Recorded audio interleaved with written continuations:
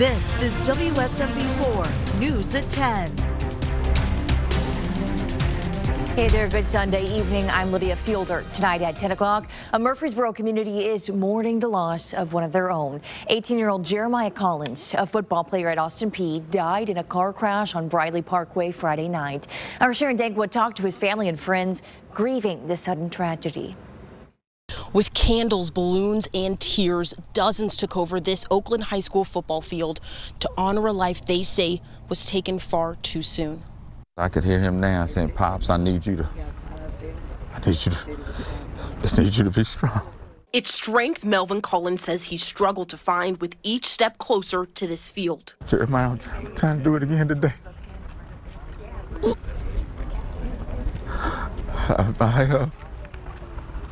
I'm sorry, it's just so difficult. A field he's watched his son light up, now covered in people mourning. He will be missed. And it all started Friday night. Apparently took the curve too fast and lost control of the truck. The truck spun out, did a few flips or turns, and he was ejected. Police say 18-year-old Jeremiah Collins, a freshman football player at Austin Peay State University and former Oakland High School cornerback, died that night after crashing his car along Briley Parkway. I don't know how I'm standing right now. It's only through the grace of God. And he's not standing alone. Thank y'all so much. This kid come here and y'all accepted him. The family says they'll have a visitation for Jeremiah at Woodfin Funeral Chapel from 2 o'clock to 6 o'clock Wednesday afternoon. In Murfreesboro, Sharon Dankwa, WSMV 4. Some pieces of news are just hard to watch, you know. New from Clarksville, a 15-year-old had to be flown to Nashville after a shooting. This is video from Dash 10 Media, and it's showing the scene that happened in a local neighborhood near Eagles Bluff Drive. Police say the teen was shot several times and was airlifted to a Nashville hospital. We don't know his current condition. About 20 minutes later, though, we do know a second teen walked into the emergency room after being shot in the hand. Police still aren't sure if the two shootings are connected. They are now investigating that. Meanwhile, Clarksville authorities want to know if you have seen this missing teenager. This is 14-year-old Amaya Woods, and Wednesday will mark 1 month since the last time anyone saw her. Police say this weekend they learned Woods may be near Caldwell Lane in Clarksville, going by the fake name Maya Richards. They say if you see her, call 911. And in Murfreesboro, Medical Center Parkway has been shut down for the past 3 hours after a motorcycle rider was seriously injured during a crash there. It happened right here between the Fountains and Warren Street. Police say the crash was between a pickup truck and a motorcyclist, with the motorcyclist now in the hospital. The truck driver was not injured, thankfully. Do find an alternate route if you're driving in that area tonight. All right, let's check on your weather now. It is a clear night, another great day to be outside, but this week we're warning you now, you might want to crank up the AC, keep those blinds and curtains shut, and stay indoors if you're really trying to stay cool. Meteorologist Cruz Medina joins us now. Cruz, we're watching temperatures in the 90s all week. Yes, it's going to be widespread heat across the mid-state, and it's not just us dealing with it, Lydia. It's going to be most of the country. So one of those really hot weeks, we're giving you that first alert. That way you can mentally and physically prepare for the hot week ahead. Otherwise, we do have some isolated showers and storms in the forecast tomorrow. We'll be breaking down those chances here in just a second. And summertime heat and humidity returning. So that humidity, we had a break from it this weekend, certainly going to be back as early as tomorrow. Right now, though, all is quiet. We showed you that Nashville skyline shot. Beautiful out there this evening, 77 degrees, so still fairly warm. You can see back toward Clarksville and Hopkinsville. Temperatures are uniform in those areas. 76 back toward Paris, 75 in Camden, and 73 for Lebanon and Franklin. Temperatures are actually going to fall into the 60s tonight, so it might feel refreshing into tomorrow morning. The humidity is not going to be the highest, really, until we start to go into the afternoon and evening. Then you'll really start to notice it. But tomorrow morning, enjoy those 60s. That's the coolest it's going to get all day. Now, by the afternoon, it's going to be hot. Temperatures in the upper 80s, lower 90s. That, once again, is a widespread thing. We also will have some storms moving in through the afternoon, but those aren't going to be impacting everyone, and the chance of rain is only about 30%. Coming up a little later in the show, we're actually going to be tracking out those rain chances with Futurecast to let you know who is favored for rain and storm chances throughout the day tomorrow. Lydia? Okay, Cruz, we'll see you soon. We want to go to Ohio now, where there is growing outrage after police released body camera video showing a K-9 officer maul a Tennessee truck driver. Now, we're going to show you an edited version of that video, but we want to warn you, it could be hard to watch. Do not release the dog with his hands up. Do not release the dog with his hands up. Don't. Do not get the dog off of it.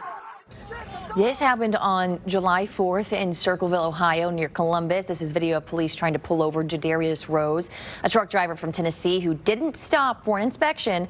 Eventually, they used spike strips to stop his truck. Rose gets out of the truck, and in the video, you can see one officer tell him to get on the ground, while a second officer tells him, "Come to me." Rose stands there with his hands in the air, and that's when Officer Ryan Speakman sends his dog to attack Rose, despite the other trooper you hear telling him not to.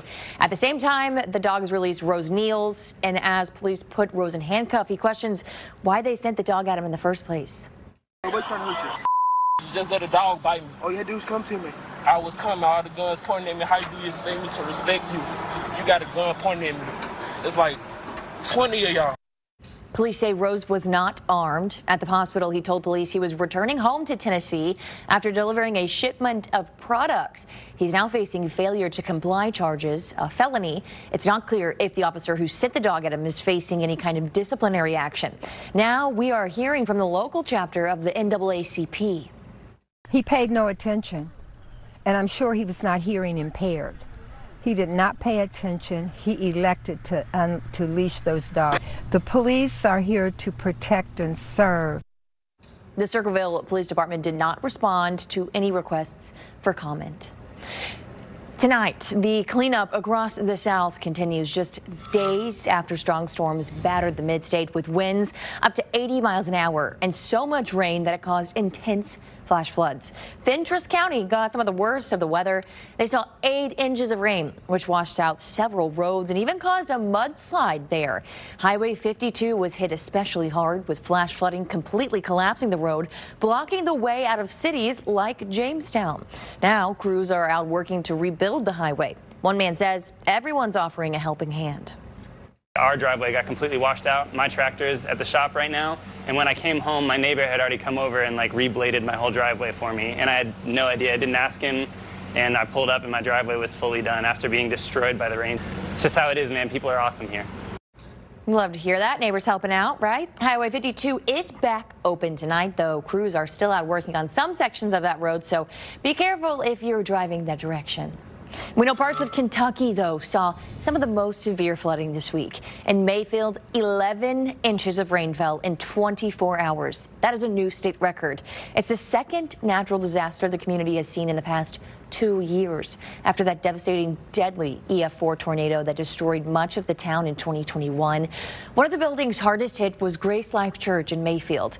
It had to be completely demolished. After round-the-clock rebuilding, the church reopened its doors once again a few months ago, but unfortunately this week, the floods left parts of the building underwater. The pastor says, though, no matter what, they're going to be there.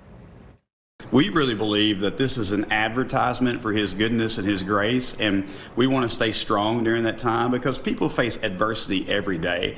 It may not be in the form of a tornado, it may not be in the form of a flood. Governor Andy Beshear toured the damage in Mayfield yesterday. Beshear says this damage, yes, is historic, but he's thankful no one died in these storms. Sad news to report tonight from East Tennessee, where a young boy is dead after a boat crash. TWRA says 2 boats crashed around 8 o'clock last night, throwing the people on board into the water and killing that boy. It's the 18th boating death this year in Tennessee, on pace to set a new post-pandemic record. Several of those deaths happened at Percy Priest. TWRA says when you're out on the water, you need to be watchful. It comes down to a personal responsibility of any of us that get on the water to keep a proper lookout. There's no stop signs or traffic lights or signals or anything. There's boats going all directions out there, so it does create some dangerous situations sometimes. Now remember, if you're out on the water, always wear a life jacket and have a sober driver. Boating under the influence, carries the same penalties as driving under the influence. Today marks 50 years since a plane crash from BNA to St. Louis left several Nashvillians dead. Coming up, the granddaughter of two of those victims takes us back to that fateful night. Plus, the Titans finally unveil their new Oilers throwback jerseys they'll wear this season. You don't want to miss seeing these. And we had a break from the big-time heat throughout this weekend, but 90s are back in the forecast as early as tomorrow. So all of that hot air back to our west is headed our way. Now, will this be the hottest week we've had this summer so far? I'll let you know on the other side of this break. Local news never stops, and neither does the team of WSMV4 today. With major news from overnight, our certified most accurate forecast, and traffic for the day ahead. Experience the difference of WSMV4 today, every weekday morning from 4 to 7. Bill, Charlie, and Kelly here, and if I say Seminole win, what comes to mind? Oh, Opry Live's tribute to John Anderson, of course. With Dan Auerbach, Tyler Childers, Gillian Welch, and David Rawlings, Sierra Hull, and John Anderson. That's Opry Live. Tonight at 11:30.